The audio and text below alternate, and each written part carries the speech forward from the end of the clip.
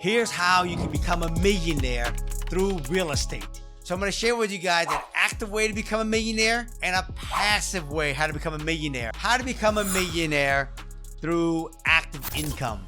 I started, you guys, as a realtor, and being a realtor, I was helping people buy and sell real estate, and I did a lot of transactions. At the time, I was selling probably over 100 homes a year, actually making about $1 million a year in gross income. Now, that takes a lot of work because you got to do a lot of transactions. The checks are usually smaller. Now, unless you're selling, multi-million dollar house, your checks are bigger. You do a few of those, you make good money. This is why I always tell a lot of realtors, go make a lot of money selling real estate, but don't make that your end game. Take the cash and go buy real estate and double up, make $1 million here and then make a couple million on the passive end also. Another way you can actually become a millionaire is through wholesaling. My next evolution was when I was selling real estate, I started adding wholesaling. Wholesale, if you don't know what it is, let's say you go out there and you found a seller who want to sell their property. And the seller said that this property needs a lot of work. I don't want to put it on the market. I want to sell it as is. You and the seller agreed on a price of $300,000 as is. Now, if you've done your research, you know this property at $300,000 is actually a good price because someone can buy this, fix it up, and they can sell it for $500,000 and make money as an investor. So let's say me and the seller agree on $300,000. I would write a contract that says I, Thach Nguyen, buy from the owner for $300,000 and or a sign on the purchase name. That gives me the right to assign this contract to somebody else. Once I get a sign, then I can go to, let's say, another person, let's say an investor with money. I can say, hey man, I got this property right here. Do you want to buy it? Give me $350,000 for this property. And that $50,000 above my contract for $300,000 is what I call my wholesale fee. If the investor ends up buying it and they can make money, they close on it. When they close, they give me a check for $50,000. Typical most wholesaler, fee, somewhere around $35,000. If you can wholesale a home for an average of $35,000, if you do 2.5 of those deals a month, times 12 months, you can make $1 million a year wholesaling home also. And you don't need a real estate license to actually do that. You don't even need no money to do that. You just need to know how to find the deal, know what to say to the owner, and know how to evaluate the deal, and then have a list of buyers to actually wholesale the deal to. But remember, active income is great. You got to pay tax on it. If you're making good money on wholesale, make sure you buy real estate and hold it, because you can actually protect all the taxes you're doing, and you can create passive income. Another way how you can make millions through real estate is flipping houses. Flipping houses is you buy an old house, then you rehab the property. When it's all done, then the house is worth much more than what it's worth when you bought it as a fixer. You can make good money doing that. Most people I know flip houses, average price point, they can make between $100,000 and $200,000 on a flip. Now, if you're making $100,000 a flip, you gotta flip 10 houses a year to make $1 million. If you're making $200,000 on a flip, you gotta do 5 flips in a year to make $1 million. We just did a flip recently where we cleared over $200,000. If I did 4 or 5 of those flip a year, I can make another $1 million.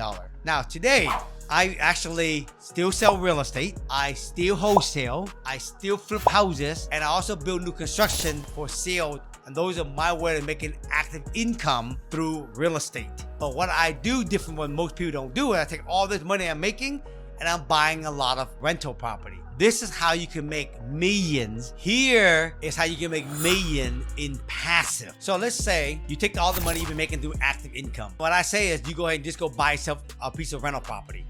This is called basic appreciation. You buy a rental property for, let's call it $500,000. You put down 20% for easy calculation, $100,000. So you put down $100,000, you have an asset for $500,000. Now, let's say stock. If you had $100,000 stock, you go to the stock market, right? You go to your broker and you give them $100,000, they give you $100,000 in stock. The leverage is not great.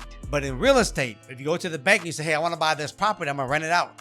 Or you can live in it, don't matter. So if you put down $100,000 in this scenario, you have a $500,000 piece of property. You don't have a $100,000 asset, you have a $500,000 asset with $100,000. That's called leverage. Good leverage. This is why owning real estate is so powerful. Let's say the property go up in value. Now, Seattle, it goes up on average 7% a year. Let's say if you had $100,000 in stock. In a year go up in value, you make $7,000 on your $100,000. In real estate, if it went up 7% a year, $500,000, $35,000 in a year. because it's based on the asset of $500,000. Now watch this. If it goes up 7% a year, that means every 10 years, it will double in value. Let's say in stock, it doubles in value in 10 years. If it goes 7%. So in 10 years, that $100,000 you put in, it will go up to $200,000. But the real estate, that $500,000 asset you have, in 10 years, right now it's 2023, in 2033, it go from $500,000 to $1 million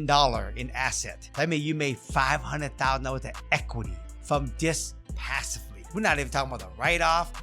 We're not even talking about passive income. We're just talking about appreciation. So you compare stock and real estate. Look how much better it is. So in 10 years, this $500,000 asset with your original $100,000 down payment turned into $1 million. That's an extra $500,000. But let's go one step further. Let's say in 2043, 10 more years, that $1 million, it turned to $2 million. Okay, so you bought this property for $500,000, but you only put down $100,000. But if this property turned to $2 million, that means this property has $1.5 million in equity in 20 years from now, and you didn't do nothing. If you live in it, you made $1.5 million in 20 years. If you rent it out, the renter been paying for it.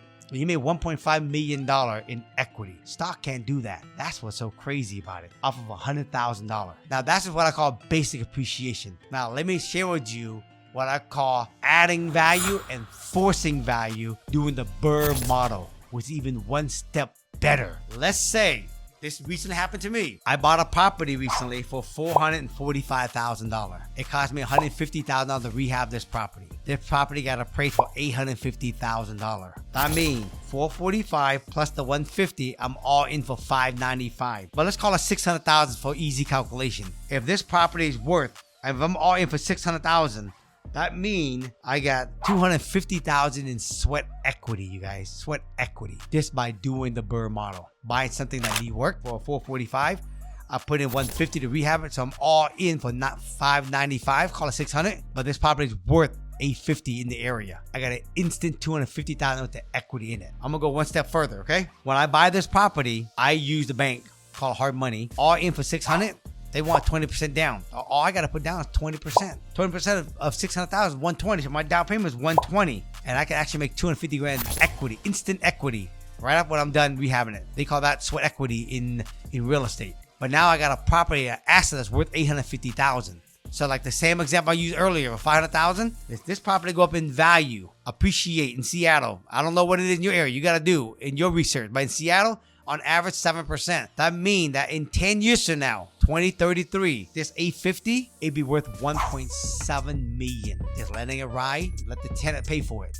That means I made $850,000 sweat equity. But let me go one step further. Let's say another 20 more years, another 10 more years.